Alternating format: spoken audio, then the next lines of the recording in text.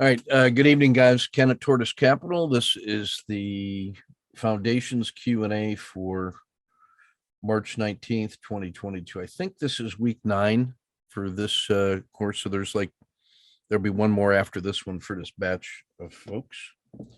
There were no questions posted. So I've either warned you out or you've moved on, or I've been unusually clear. So I invited Phil Book to kind of summarize where he was in his learning.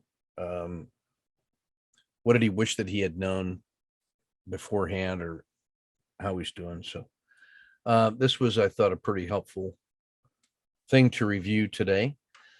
So Phil is, and he's given me permission to share with you guys. So +1 to him. So he's new to trading. He's in the Super Trader program at VTI, and this is his entry into technical trading.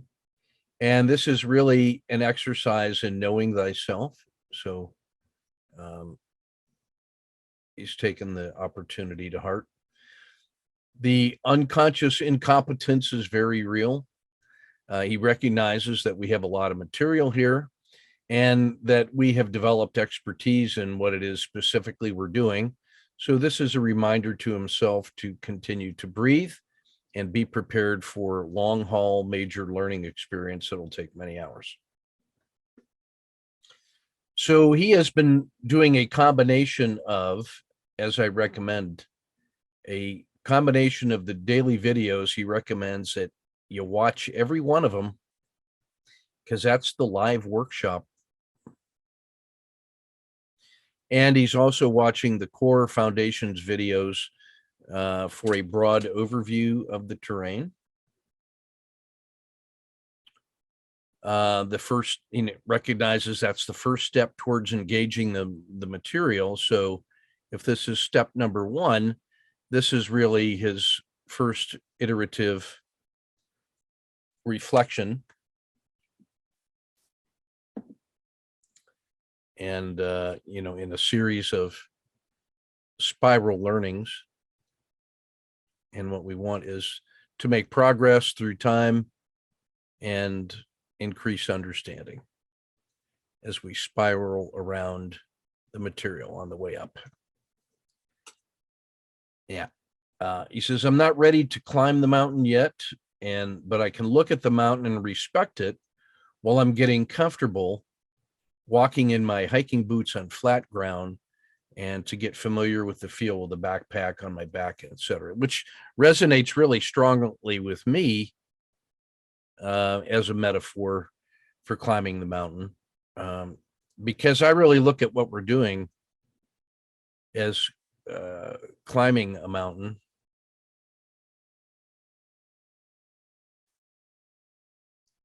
And that periodically, when you're at some stage, you can look down at the same material, that you encountered on the first pass. And you see that the core concepts are the same, but when you have ascended a certain distance, that you get perspective because of your ability to look out on the world and see more things. And you've been around the block a few times.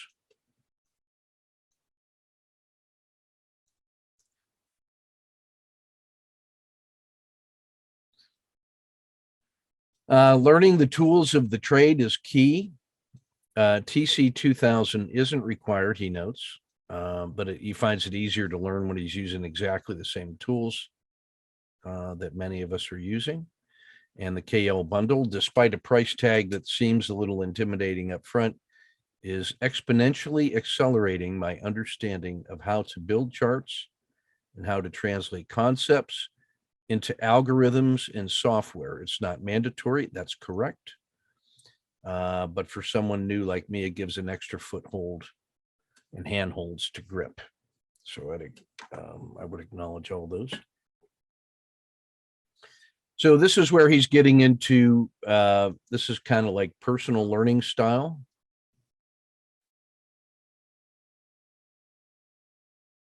personal learning style, which is very much connected to know thyself. He has a tendency to jump from topic to topic, but he also knows from his own learning that this is a dead end, unless he seals the deal.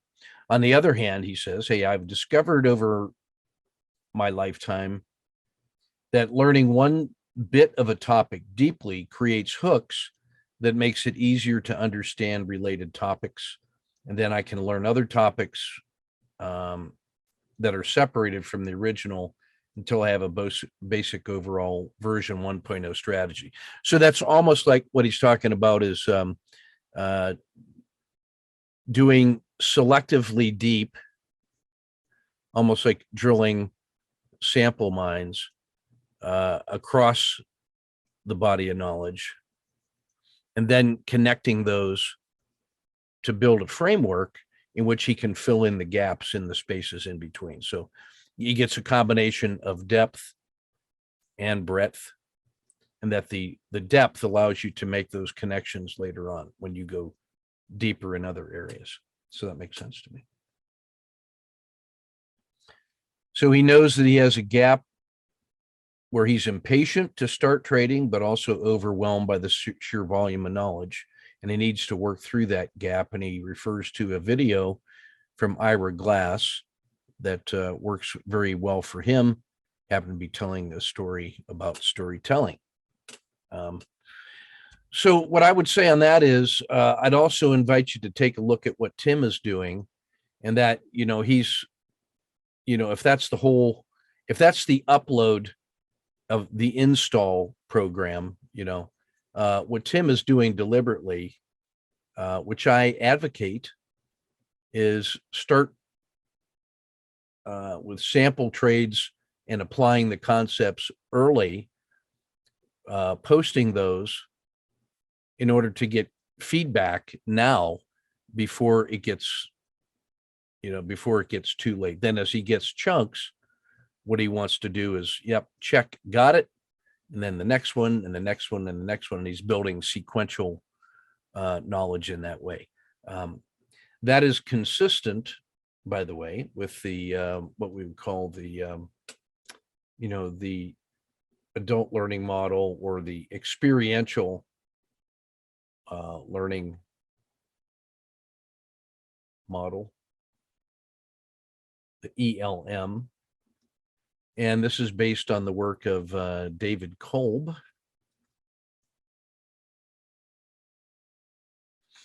And the main idea there is that in Kolb's models, you start with a concrete experience, which is like an aha moment, something that gets your attention, and that you feel the feelings of it. And then you have what is called reflective observation, in which you are essentially looking back at the thing that caused the aha moment that got your attention, that brought you into the here and now, and you're thinking about the thing that you just experienced. And then after you've thought about it for a while, you've looked at it through, some number of lenses, worldviews, mental models, analytical frameworks, that you then proceed into what is called abstract conceptualization. Abstract conceptualization,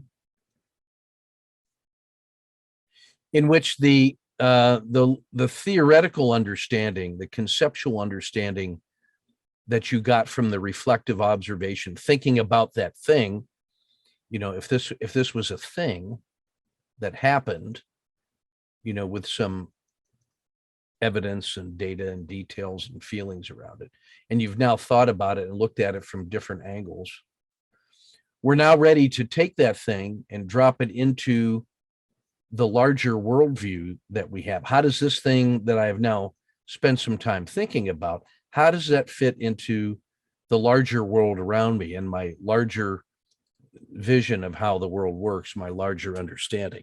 So you connect this new data and your hypothesis about it. You can think of the reflective observation as a hypothesis about the tentative new knowledge.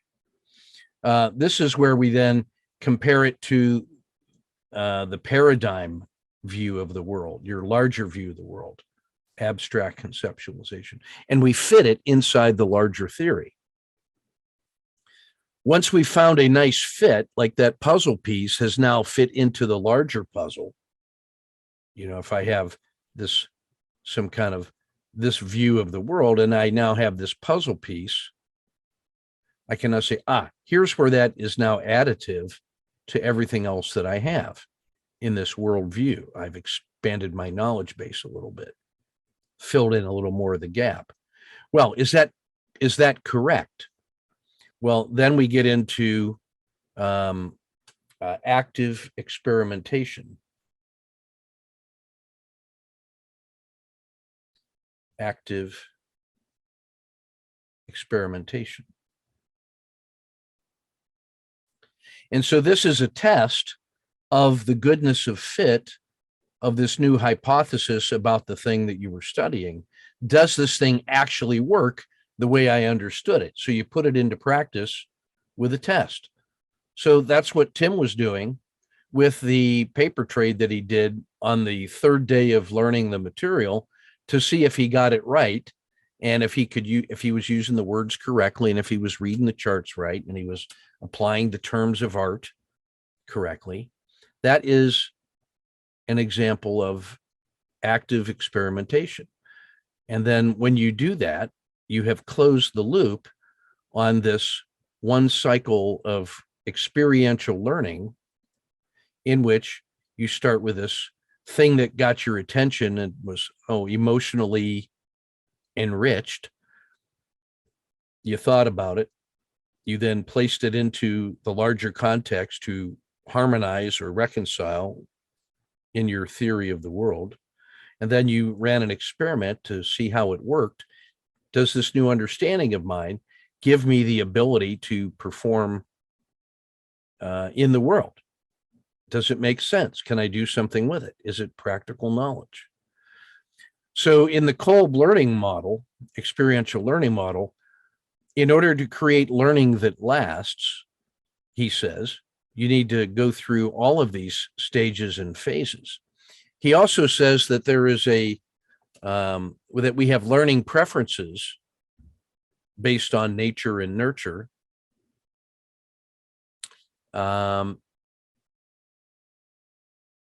That allow us to have a preference for spending time in these different domains. So there's some tests, there's some self-assessments that you can take, series of questions.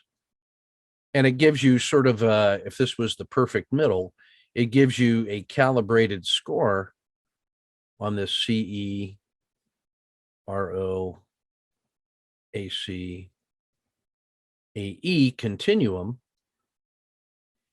And it just tests, it gives you ranked preferences. In this kind of a situation, how often would I do this versus that? Or I would prefer to do this a lot or little. And what it does is it gives you normed preferences on each scale. So I might be here on a CE, and I might be, there on an RO, and I might be here on the AC, and maybe here on the A. And so you end up drawing this little kite when you put that together. And that little profile gives you a sense of where across those domains your preferences tend to rest. So in this case, the largest region is this one. And there's some math that you can perform. And it says, like for me, I tend to be very strongly in the reflective observation and abstract conceptualization, which means that I'm strong on thinking about my experience and then building mental models about it. And so I know that in order to compensate for those tendencies of how I typically gather new knowledge, it's really important for me to spend time in this other domain now. I have to make deliberate, intentional efforts to move across into this area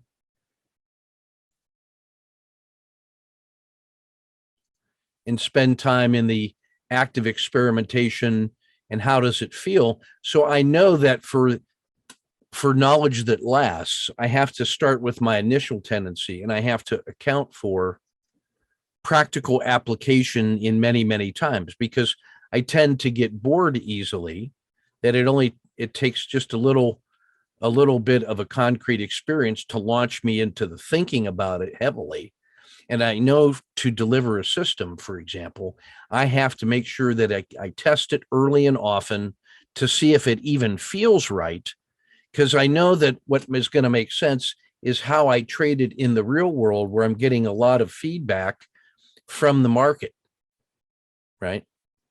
I know that the market is going to give me feedback about how I trade. So this is where I proof the system that feels right initially. I know that I have to visit that. So this is from the world of experiential learning. Now, when you are a curriculum designer, like I am, instructional designer or teacher, I know that it's important to provide these kinds of opportunities for people to learn in ways that are comfortable and natural and normal to them, but also to put them into positions where they experience some of these other areas. I know that ultimately I have to make sure that when I actively experiment and I see how it feels, that that's the final stop for me to make sure that the system is actually a good fit for me. But I also know that I need to spend time in this region between the concrete experience and the reflective observation. I have to spend time just feeling all the feelings and sensing all the senses. Like, I'm very strong on the auditory component, so I have to pay even more attention to what it looks like, what it feels like, what it smells like, what my environment is like. And I need to spend time here between abstract conceptualization and active experimentation. And this has to do with designing the case studies and the exercises and the simulations and the training events that allow me to translate my hypothesis and theory into something where I can generate evidence and then trust it in order to fully complete the cycle. So I know from my own experience and from being a teacher for 25 or 30 years with adults, that it's important that we get all the way through all of these elements in order to have a complete understanding that can be applied with our hands, head, heart, gut, and feet. So this is strongly related to the idea also, which you guys will have seen somewhere, about the 5 ways of knowing, which we show as the walking man.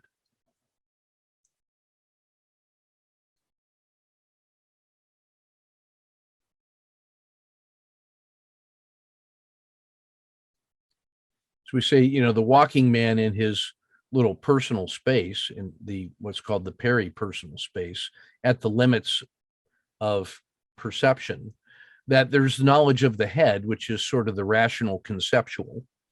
There is the knowledge of the heart, which is it connected to my values at a deep level?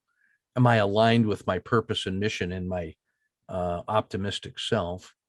Is it aligned with my gut, which is the knowledge of fear and uncertainty, which is concerned about, that's like the chimpanzee mind, which looks at threats and shiny things that are coming from externally and say, oh, what about this? What about that? These other external things that upset my apple cart. So the knowledge of the gut is concerned with all of those feelings that emerge and threaten to upset the apple. That's where the a combination of fear and greed comes from, is from the knowledge of the gut, which is a different kind of knowledge than the knowledge of the head, which is concerned about theory.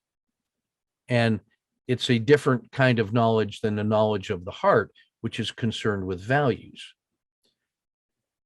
which is different than the knowledge of the hands. You know, the knowledge of the hands is the knowledge of how to do things.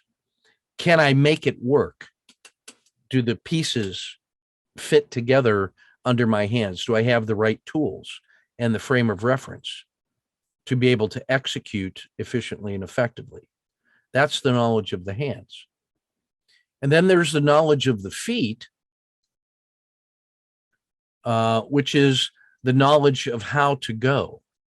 The knowledge of the feet is how to go over many iterations of many events on the pathway to the top of the mountain. That there's lessons that I learn along the way about how to keep going, how to grind, how to have grit, how to persist, how to improve, how to incorporate all of these other ways of knowing into a journey that maintains momentum on good days and bad days, rain or shine, night or day. You know, how do I maintain that momentum and forward progress when it's hard? How do I deal with some of those emotional feelings that are coming out of the gut and the heart and the head and the hands and all that when I'm tired and all that? That's, you know, the knowledge of the feet is how to endure. You know, read Shackleton sometime about persistence. He was the guy that survived in Antarctica. Persistence. So each one of those 5 ways of knowing is necessary, and not one of them is by itself sufficient. You've got to incorporate all of those, in my view, to be in this for the long haul, for that long walk up the mountain. And so what I see Phil talking about in here is really a combination of these 5 ways of knowing and that experiential learning model. We learn things along the way. And when we can have a learning circle, so the 5 ways of knowing comes to us from true storytelling. And in the true storytelling circle, what we create is a sacred space in the middle in which true stories can be told with others. So in true storytelling circles, we have these walking men coming from whatever direction they are, all of their pathways, accumulating stories along the way that we'd like to learn from. Why should we trust them? Well, the first thing is that we create a safe space so that inside this space, true stories can be told, and that we are protected against the consequences of telling the unvarnished truth. And then once we have a safe place established, we build a trusted place in which the people that are inside this are people that we can trust, because we've learned to trust them, and we've established this framework of trust of each other, that we start with the position and the belief and the understanding and the knowledge that everybody in that circle is in there in order to tell their own truths as best they can about things that matter to them, that are naturally going to help us all in our own journeys, that everybody is concerned about what is best for all of us, that the mutual support and the stories we tell are really designed so that everybody may thrive in the tribe. And that's the basis of safety and trust. And when you have that, you can then tell your truth. And when it's your turn, you enter the circle, and in that circle, in this sacred space that we've created, truth, you practice telling the truth, and you hear yourself telling the truth, and that truth communicates very powerfully to everybody else. And when we're in that circle of truth, we're not judging, we're not advising, we are not recommending, we are not processing. All we're doing is being engaged in a state of deep listening. And to engage in a state of deep listening, what you do is you empty your bowl. You have thought about this thing that you want to talk about, and you take everything that you think about that and you put that into your true story, which is going to be what you tell in the sacred space. And so by doing so, by preparing your story to be told, you empty your bowl, and now the truths of others can then start filling your bowl, because you made space for it by creating your true story that you're going to share with others. And so the consequence of this is that you walk in there fully intending to tell your story, but what you come out of there with is all of these other truths about self and life and trading, or whatever it is that people are sharing. And it gives you plenty to conduct reflection on. And that's what happens in this true story circle. When we hit the gong and we're done with that, we then discover invariably that opportunities for new thoughts, feelings, emotions, actions, projects, whatever it may be, opportunities abound. So you get safety, trust, truth, and opportunity is what happens inside the sacred story space of true storytelling circles. And then we stay in that true story space. We recognize this space that we've created, this roundabout, that you can stay there as long as you need or want. And so while you're going through this roundabout, you're doing all of the R words. You are resting, reflecting, reconnoitering, retelling your own story, restoring your own experiences to put new meanings into it. You are relating. You are refining. And then when we're done, when it's time, you just naturally go, and then off you go. So you end up going through a series of events and periodically get into a roundabout, and you tell the stories and you fresh, almost like in a base camp. And that community of practice allows you to visit.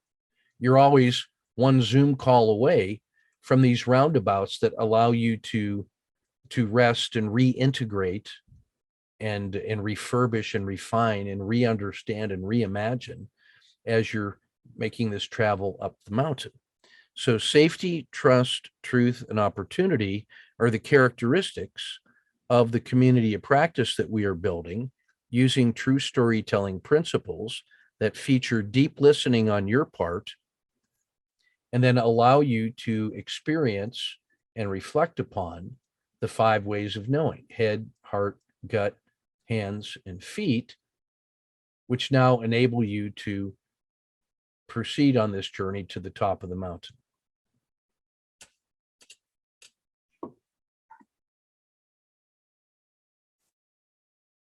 So I've been doing true storytelling circles for 3 years now, every week in 3 different settings.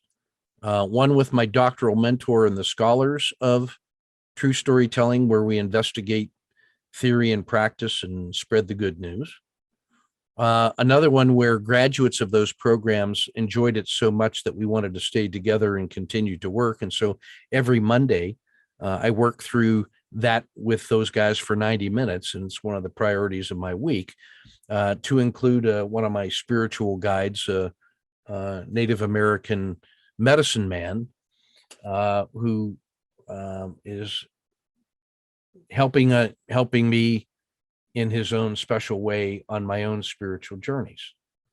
And then on Saturday mornings with friends and partners and teammates, and we have a standard story seed called Work in Progress.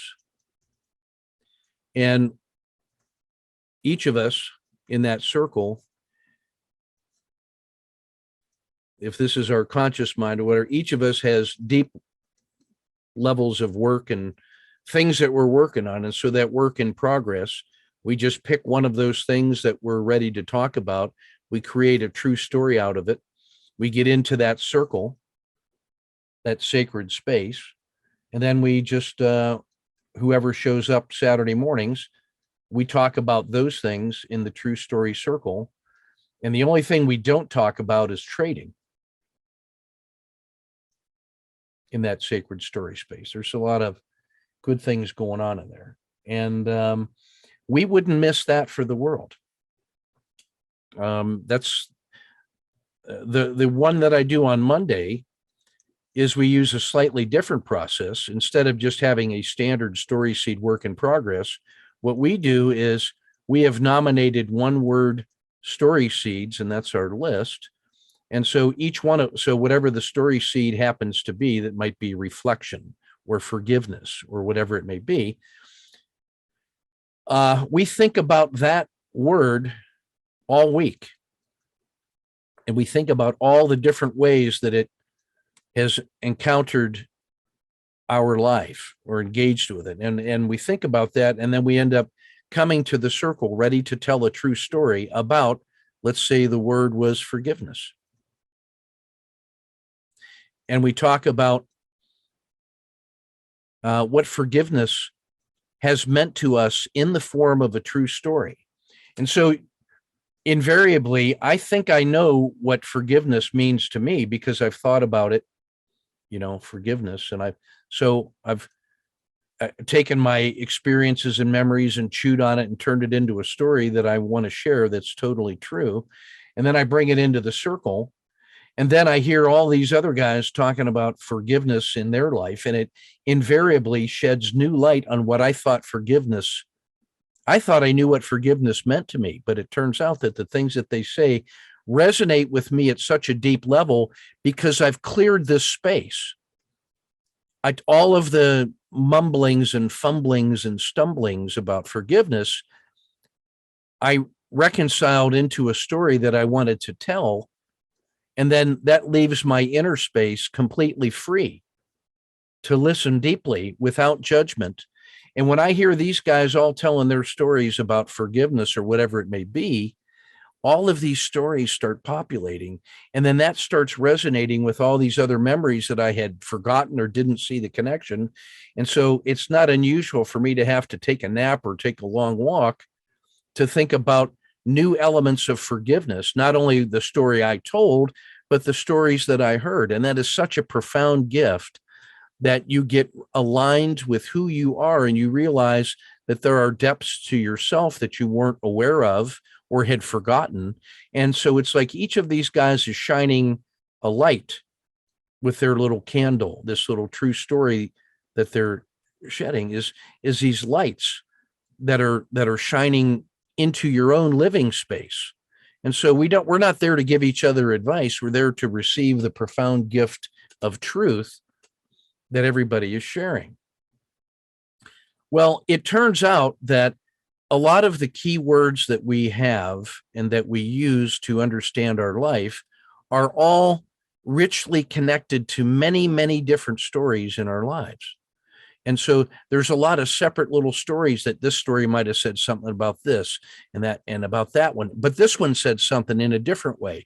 So it turns out that we have shades of meaning and multiple meanings of each of these key words for us. And as you systematically explore the internal word web that is all of these values, it turns out that by the virtue of true storytelling and deep listening, you end up getting a much deeper appreciation for what all those words mean, and you become more thoughtful and self-aware and reintegrated and you tighten up your deeper understanding of yourself because you're systematically exploring your inner space. It turns out that the gift of other people telling the truth about things that you've been thinking about allows you to connect very deeply. So if this is you with all your words and all your stories, it turns out you start meeting all these other people, and then through this bond of storytelling exchange, you end up creating a community of practice that is safe, trusted, truthful, and that leads invariably to opportunities in the world. All of the energy that's generated by those things leads to action in the world that will make a difference on the values that you hold dear, because you realize that the only time that we have is the time to do the next best thing, the right things for the world. So this process of true storytelling not only helps you get aligned at your individual level, but also makes you a better person for whatever your role in the world is. So I'm going to share with you the 3 words that Mike Three Bears shared with me. He said, surrender, empty, and nothing. And what that means for me is in this great big universe of everything, I'm just this one little point of view, this single point of ego. And so all I've got to do when I surrender is just to say, hey, everything else is not me. And it's going to be what it is. And so I'm just going to surrender myself to the knowledge that there is all that other stuff out there, and that it has effects on me, and that I'm in it, and I'm not going to try to control it. I'm just going to be who I am as authentically as I can. And that this next step to that is to empty that bowl. And it turns out that the mechanism of creating true stories that you can share with trusted others in a truthful way is a rapid fire, very effective way to create the emptiness that may then be filled by whatever. And then the idea of nothing is that there's nothing else that you have to do ever, is just do those things. And the experiences that you have don't have to mean anything else other than to be exactly what they are, to accept things as they actually are, to see them as they are, without projection or inference or thinking about the future too much, but just being fully present with the things that have come into our space. And so that little walking man with his 5 ways of knowing within his little space of sensing, master of your own space, then there is no need for anything else outside of that. And so you can be comfortable with that boundary that you establish that is your space. And then off you can go on your journey to wherever that next other place is, even if it just means staying here, sitting quietly, doing nothing in the roundabout, in your own personal space. And when it's time to go, you just go. So for me, the 3 words of surrender and empty and nothing really were words that I needed to hear exactly at the time that I read them, and which he told me about it through time. Now, the story of how he gave me those 3 words is funny. And the least surprising thing that's happened to me with Mike Three Bears, who taught me what deep listening really means. So he's not homeless in the sense that everywhere the world is his home. He is his own home, and he just drives around and in his car and with his doggie and does that. Well, he was trained by a Creek Indian medicine man, whose name was Bearhart.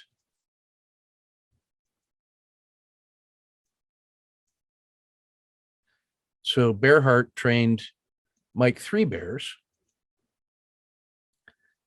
And Bearhart wrote a book, The Bear is My Father. And that book was recently published after Bearhart passed. And these were some of Bearhart's true stories and reminiscences, but also some other people that had been trained by Bearhart, plus Mike Three Bears, all contributed short stories about Bearhart and the things that they had learned. So Mike had 2 pages in that book that talked about his stuff in a 200-page book. So I bought the book on his recommendation. The book came, I opened it randomly, and it opened exactly to Mike Three Bears' 2 pages, and those 3 words were in there. And I went back in our next meeting, as I just mentioned, hey, Mike, here's what happened. He says, I'm not surprised. And neither was I. So surrender, emptiness, and nothing. That's my true story about Mike Three Bears and personal learning journey. So I see all of those things contained in how Phil, in his own way, is coming to an understanding of himself and the mission that he's given himself to learn all these things. And unconscious incompetence, comes from the model of I'm conscious and I'm unconscious and I'm competent and I'm incompetent. And that we start off with unconscious incompetence. We don't know how much we don't know. And then we become consciously incompetent, in which I now suddenly am aware, of all the things that I don't know. And then through effort and action, we can become consciously competent, where we actually have to think about it. And then after enough practice and the knowledge of the feat, we've traveled that path so many times that we've internalized it. And now we have become consciously competent. I'm sorry, I did this backwards. So we want to end up here where we are consciously competent. Let me try that again.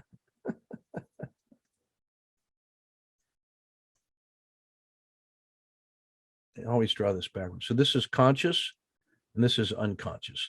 So we are unconsciously incompetent first, and then we are consciously incompetent. Yeah. And then we become consciously competent. Okay, yeah, I did it right. Sorry. And then we want to become unconsciously competent. So we go 1, 2, 3, 4. I was right.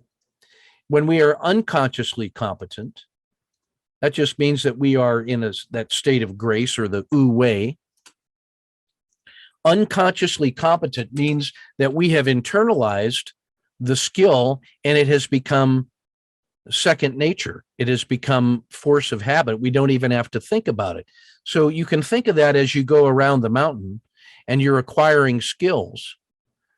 This is that conscious competent mountain or whatever. When you've gone all the way around it and you get to that level, you have raised your level and you're doing things automatically that you used to have to think about to do. Like, I just automatically draw my wrist box.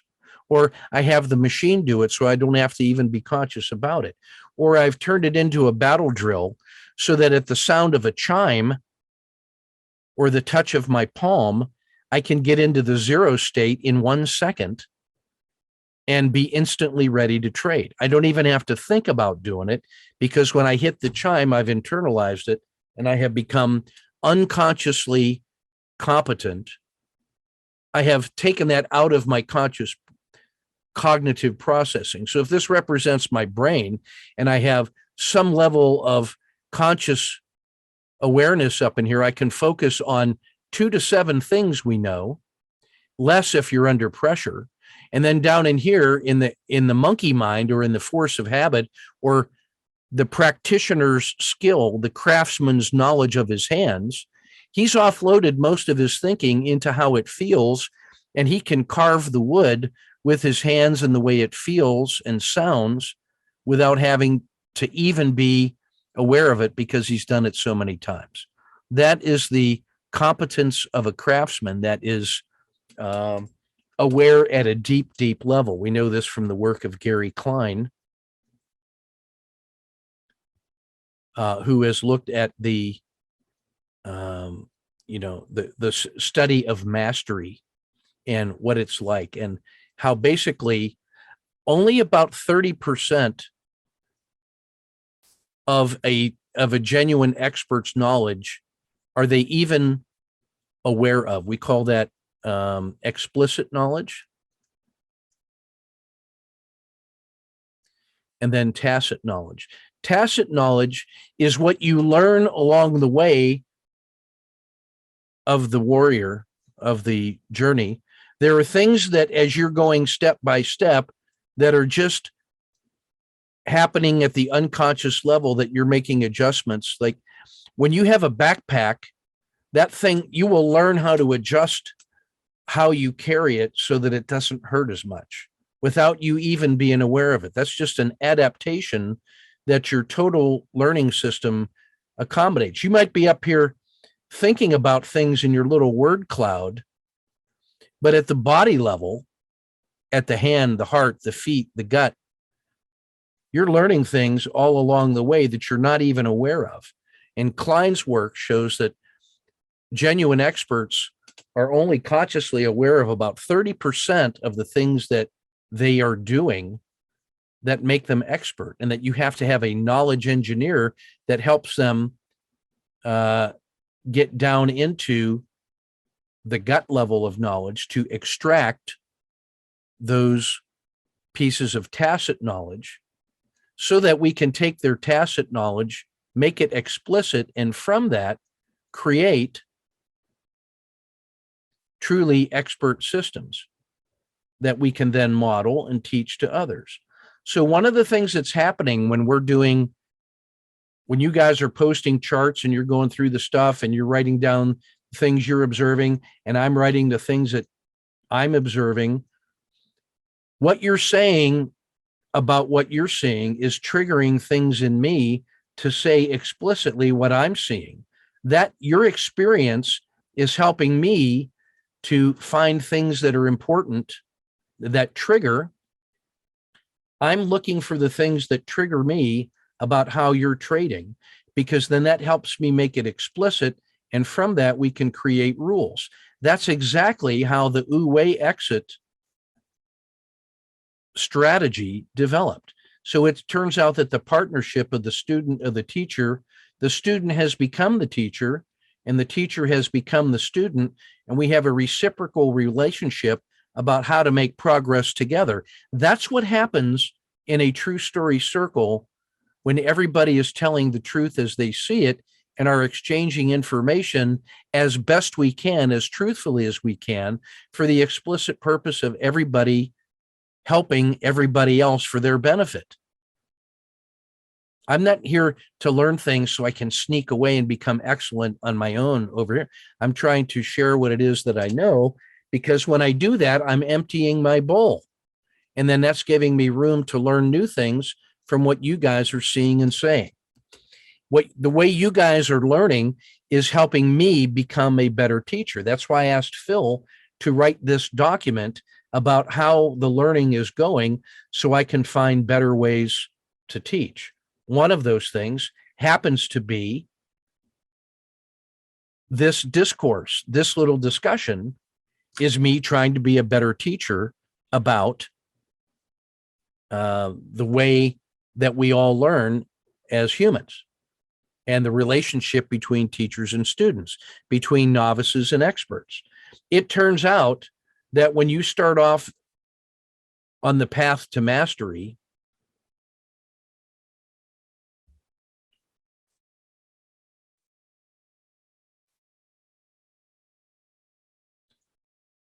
going from X to Y, And what you're trying to do is carve a bowl.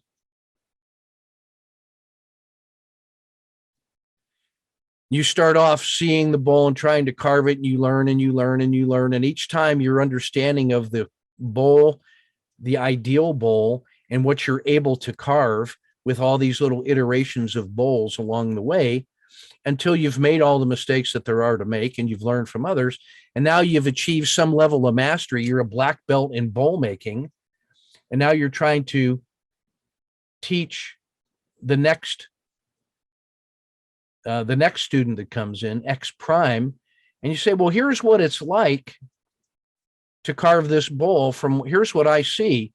And then this person's trying to do it, but they're not over here yet. And so it's not until the teacher comes over and joins the student that together, let's walk around this bowl and let me show you what I am seeing and how are you seeing it. And then that gives you a complete understanding of the bowl when you're the sensei, when you're the teacher. You have to go back and remember what it's like to be seeing this for the first time so you can get back to first principles. That's why in the martial arts and in craft knowledge, it is a requirement for the higher degrees of black belt to become a teacher and teach properly, because there are things about bowl making that you can only learn when you're trying to teach it to others. There's things you can learn on your own individual journey to about the 3rd degree black belt, but 4th degree and beyond, you start getting those red stripes, you have to be an active teacher. And in that way, you come to a deeper, fuller understanding of the bowl, not just from your own understanding of it on the pedestal, but you end up going back and remembering what each step of the journey was like.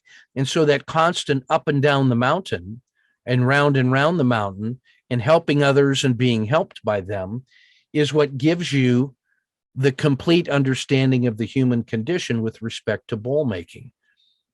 So if we think about this as the way of the bowl and the way of the sword, the way of the sword is taking action in the world, living according to your values and principles. You use that sword to carve your wooden bowl so that you can receive wisdom from the world. And when you carve your bowl and then you tell a true story about it, you empty your bowl, and that allows you to receive more wisdom. And then that wisdom helps you make a better sword and use the sword better and use it in better ways, which then helps you carve the bowl. So there is the way of the bowl of reflection. And then there's the way of the sword, the way of action. And then there's the way of the bowl and sword, which through true storytelling and wisdom and gives us a more complete whole understanding of who we are and what we're about.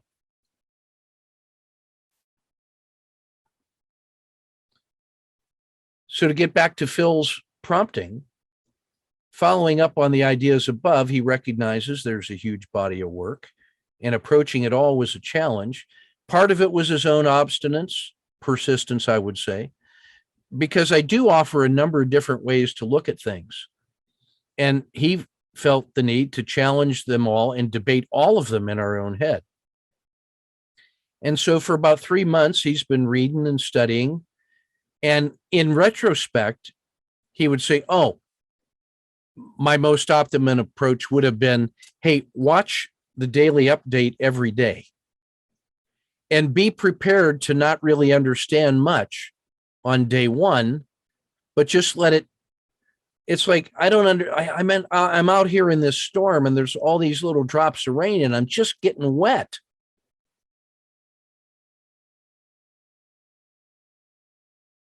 In my little circle, all these little things are just raining on me, and all I'm getting is wet.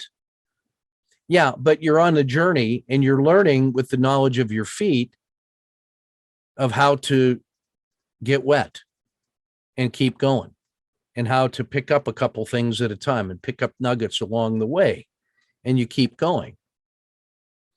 The gold membership on TC 2000 is the data said it's about $30 a month if you're using TC 2000, so that you have access to all the data streams that you need to track the US markets and Forex. He would buy the KL bundle so that he can use that material to translate it directly into TC 2000. It's not for everybody and not required. And then go through the foundations notes as prescribed, taking the notes, and I would say and both, using the existing Cornell note sheets and making his own note sheets to compare. Because the best thing that you can do is really take the note sheets that Ken or Phil Wu and Griff have done, and your own note sheets, and then watch the video and then compare your notes to those notes and think about it and reflect on it. And that way you're getting the best of both possible worlds. So they're not an end all and they're not a shortcut, but they are learning technologies.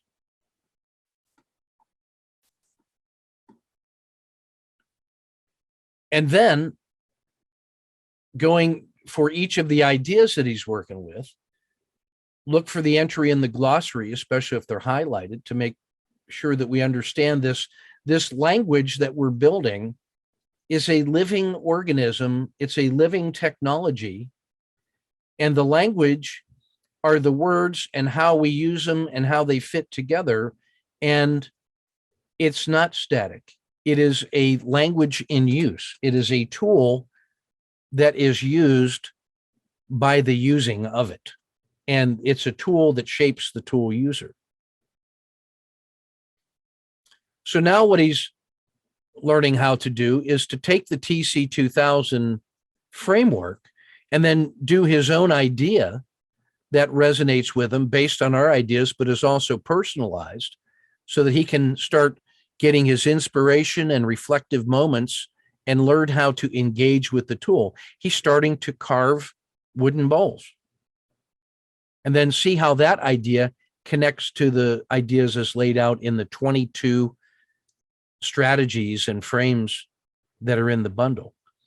He's understanding the coach's eye, which is start to try and anticipate what I'm going to say about the S&P each day. That's a sample. It's the market. And we know that's worth 50%, but it's also an example of how you could be looking at a sector that you're specializing in, or a set of targets in that sector that you're specializing in. That same level of understanding and discussion of where the market is not only informs the sector, but it acts as a working example of how you can build your own case studies of targets, sectors, and markets. So by anticipating so now he's looking at the S&P and he's saying, here's what I see, me, and I wonder what Ken is going to say about it. So he tentatively does that. And then he listens to what I say about it. And now he can compare a couple things. Is there any difference between what he's thought and then what he thought I would say? Did trying to think like me cause him to come up with new insights? What does that say about how he looks at it? Is he going to internalize that? I don't know. And then he can compare his estimate to what I actually said and say, how did I do? And then he can compare what this little composite between what he sees and what I see. Is there a difference in there? So we could say, are there things that we both said and saw? Are there things that Ken is saying that I didn't see? Are there things that I saw that Ken didn't see or say anything about it? And for each one of those regions, 1, 2, and 3, there's something that you can do about that. And you can decide what thing seems to be the most important and prioritize that and make that an action plan to work on it according to the things that seems like they would have the greatest payoff.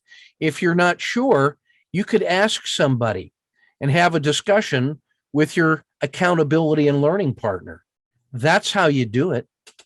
And if you do that inside a true story circle and call that work in progress, You would be astounded by how fast and how much Ken H. and Luke Crockford and my brother and Glenn Osborne and Eric Morrison, who did this and built the Forex course out of it, and Worth Burris, all these guys are working and cross-talking together.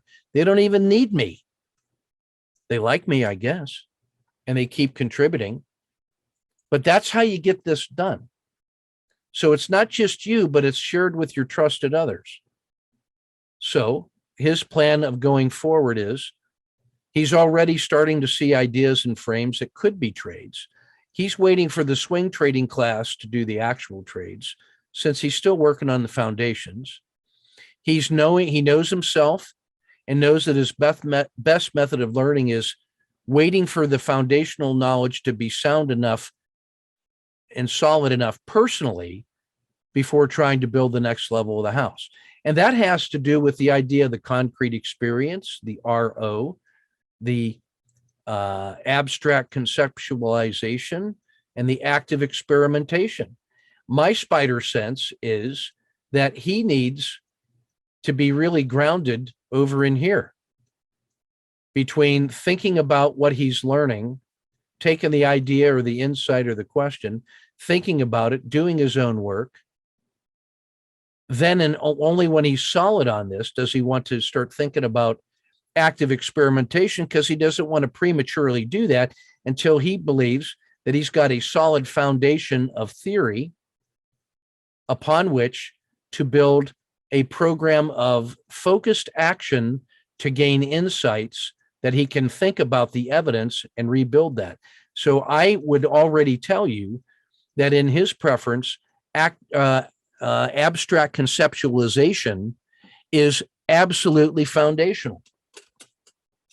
My brother loves the CE because of his experience as in life-saving as a hospice nurse and emergency room nurse. He has come to understand that he already has a deep level of knowledge of intuitive and visual trading based on conversations that we've had for 30 years.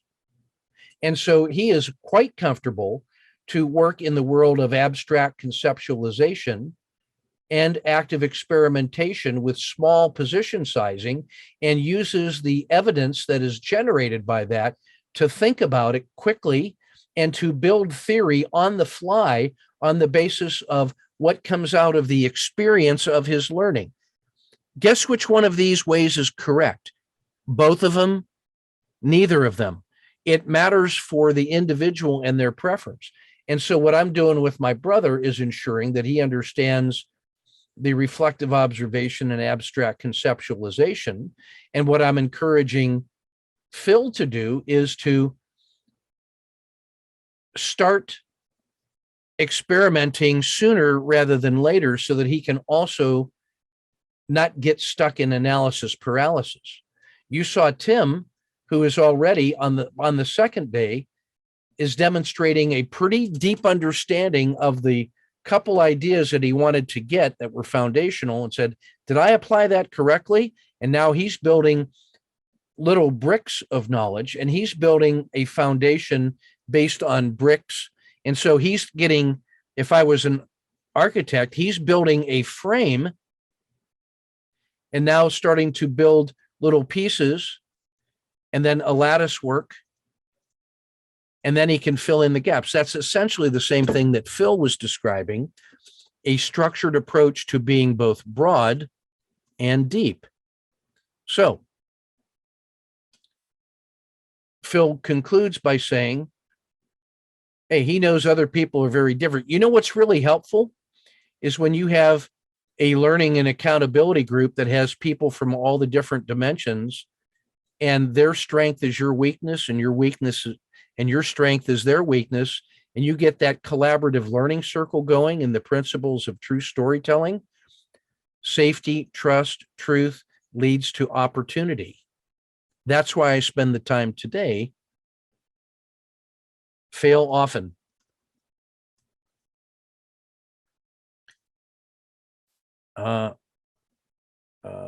Fail early. fail forward, gain balance,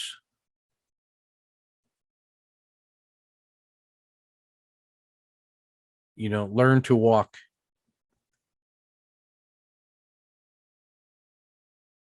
see one, do one,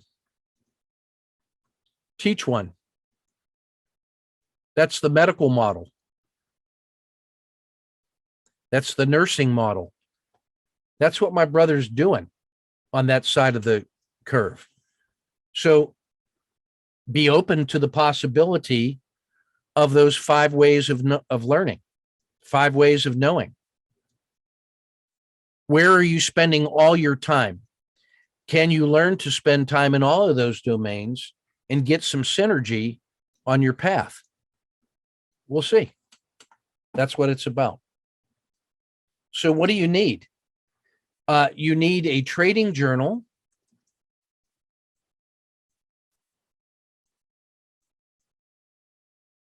which documents the trades that you are plan, prepare, executing, and assessing. So those are the individual case studies. You then need a learning journal,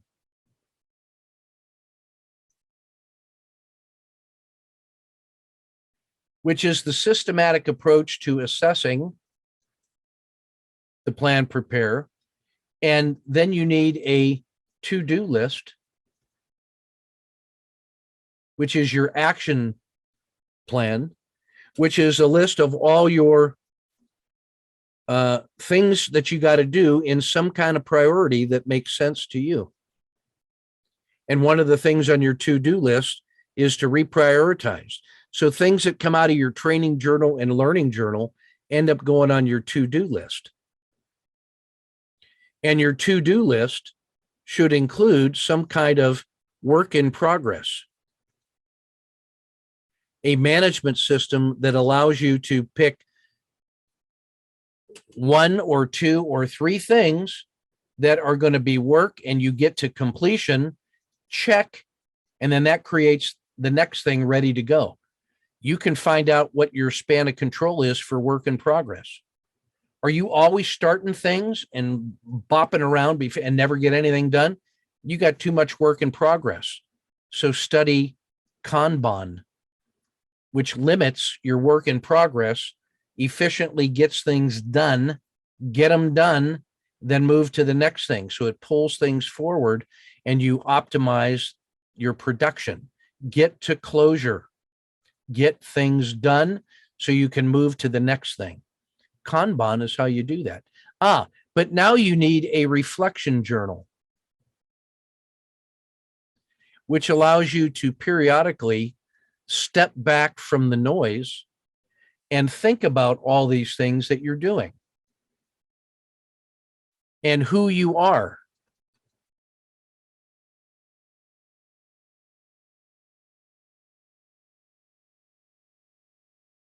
That's heart-centered and head and gut and whatever, but you're heart-centered. Are the things that I'm doing and that I'm getting done, are those aligned with who I am? Are they? Is my head helping me choose the right things to do? Am I using good brain work to learn the right lessons and frame the right trades and apply them? Am I learning the skills to do these things better? Am I learning how to be resilient on my pathway? Am I still the same person, and do I want the same things? So I need 3 journals, a trading journal explicitly for the work that you're doing, trade by trade. And then you need a learning journal, which forces you to assess all of the things that you're learning from that. Are you really learning them, or are you just writing it down? And are you doing something about it? Do you have an action plan for the things that you're doing with results? And then my reflection journal can look back at all those things about the person that I'm becoming through action. It should be fun. Yeah, some of it should be fun. In the great big world, there's a lot of fun. There's some work, and there's rest, and there's action, and there's all those other things. Don't neglect the fun. That's what gives you the energy, your batteries to keep going when it's tough. The fun of it is an essential part of it. That's why Lao Tzu says, stop thinking about it so much, enjoy the ride. Yeah, there's some of that. All the details are still out there ready to go. The last thing I want to talk about is Slingerland's book, Effortless Action.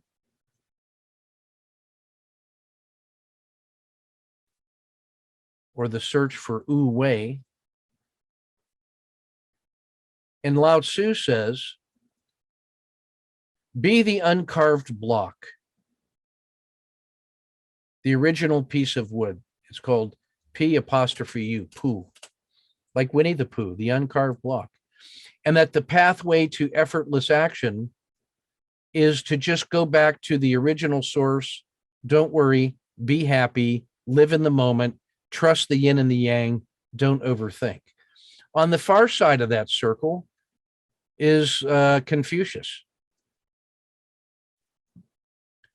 who says, no, the path to effortless action is the path of the Junsu, the elevated man, who through rigorous ritual and effort and mastering the forms has become so habituated to excellence through effortful action that he is then free to just be excellent because he has created a lifetime of habits.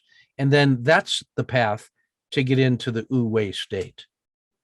But Mencius, who was a disciple of Confucius, said, no, what you want to be is not that strict and doctrinaire and dogma, but what you want to do is recognize that the uncarved block of Lao Tzu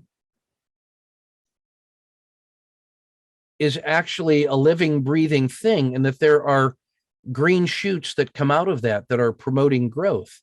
And that if you concentrate on supporting the things where there is positive, favorable growth, then you will be like a farmer who is cultivating a field and is planting wisely and is protecting the crops against varmints and is getting rid of the weeds and is watering it and is tending the garden at the natural rate at which things can grow under best conditions. So he is working to create the best conditions under which natural growth can occur. Mencius says, you can't overdo that, but you can't run out there and start pulling on the crops to make them grow faster. All you can do is set conditions and then let nature take its course. And that's what Mencius says, is be a good gardener.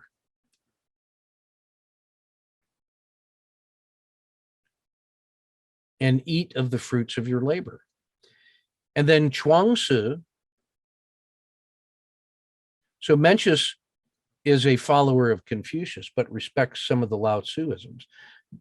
Chuangsu is a follower of Lao Tzu, and what he says is, no, is find the flow and the spirit of things, that underneath all of these things, there is an essence, almost like the Platonic forms. And so he says, you have to learn to live in the world of the physical reality, but learn to perceive the essence of things so that you can be aligned with the essence of things, so that you can become effortless and attuned and do things in the natural way because of your connection at a deep level to the way things are. And then by doing that, your effortless action will lead to here. So there are 4 ways in China in which we can get to Wu Wei. Which one of them is right? It turns out that all of them are ways to get there, and you can use all of them. And that circumstances sometimes favor one or the other. And that there is this dynamic in life, this river that flows through all of us, this living river of spirit and energy and will, this cosmic dance of life And that there are moments when we are in the wu-wei state where all of these things are kind of happening. And for me, that zero state of surrender, empty, and nothing. That's all it has to be. Just surrender to that being a point in the universe and just being who I am and where I need to be and doing what I'm doing, staying connected to the essence of things, helping nature in its way, respecting the forms and the rituals in order to be free and traditional, but also taking joy and spirit and then sharing that in those true story circles, much as I'm doing tonight.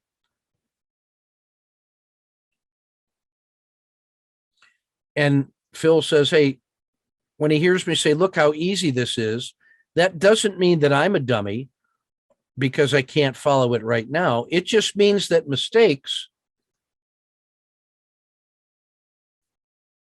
or misunderstandings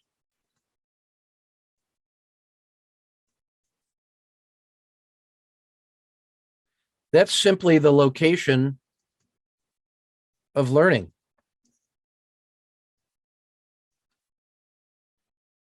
And that is a gift.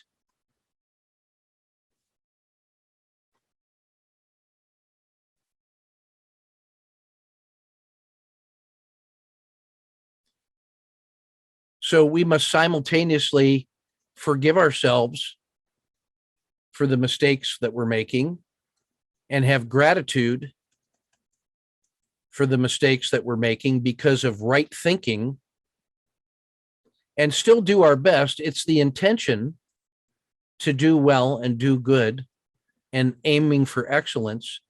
And then the difference between what we did and what we think is excellent is simply now the opportunity and the location of learning. And that's the gift. So we got to be grateful for that and forgive ourselves. So that's why I say I forgive myself for the training or for the trading that I did. And I'm grateful for the trading that I did.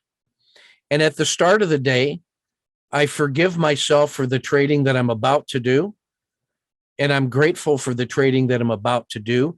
And that's between me and the universe, because I've surrendered to the universe and just said, hey, between me and you, universe, forgive me for the trading that I'm about to do. And let me give gratitude for the trading that I'm about to do. And because, listen, you're just one little drop in the ocean. The ocean is one little drop. The ocean is inside the drop that is you. There's an ocean in your drop because your drop and all the other little drops is what constitutes the ocean. So there is no separation. So when you're giving forgiveness and gratitude, you are gaining forgiveness and gratitude. And so when you understand that, it's very easy to see other people in their own time and space and to just acknowledge in that. So when you give gratitude and forgiveness, you are gaining gratitude and forgiveness, maybe not directly from that person, but the act of doing that to that other point in the universe, the whole universe feels that, and that resonates through all the universe, and it comes back to you multiplied by all of these reinforcing feedback loops. So when you give one, you get an infinite amount back. That is the source of infinite abundance.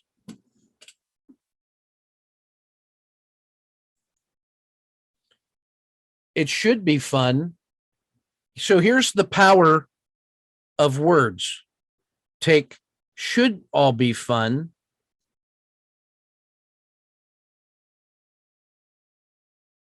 Change that word to is. This is fun. Say those two lines together. This should be fun.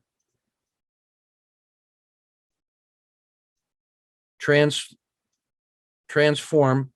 This is fun. It's a state of being in the present mindful moment, now, the only time in which there is to act. So you got to create that space so that you can make what should be is. It already is.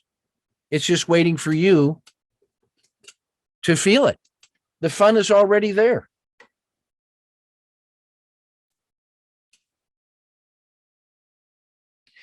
It means that with the proper foundation, this work will become unconsciously competent, and I will have a tool set that will serve me for the rest of my life. I can be patient for 1 to 2 years while I build a rock solid tool set that will never leave me.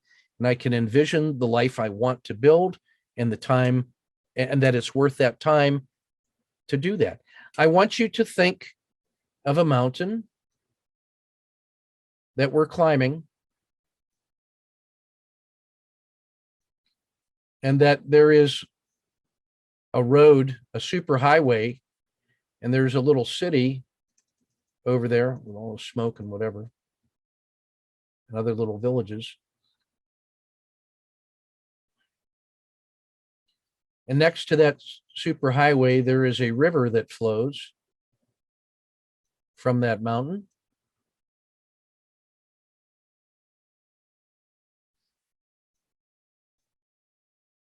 And over that river, there is a bridge, which is a path.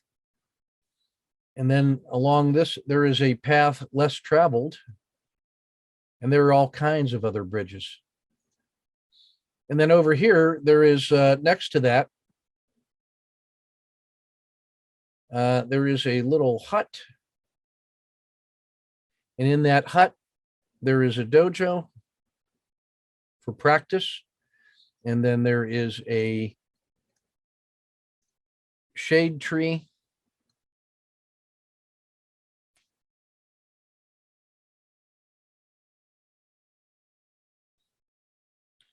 And there is a well.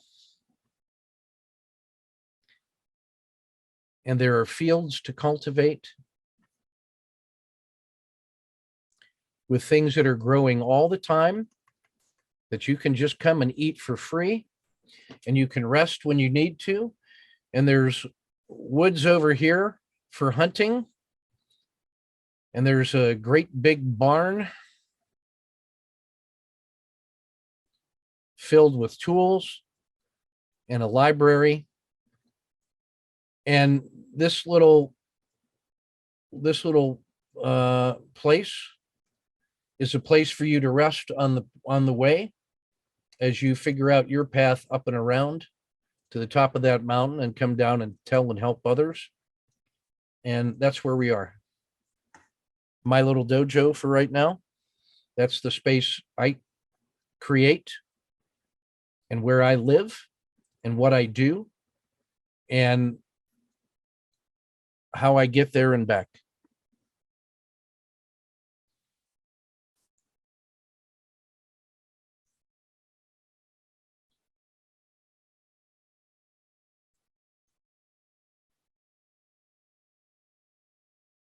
Little roundabouts along the way, true storytelling.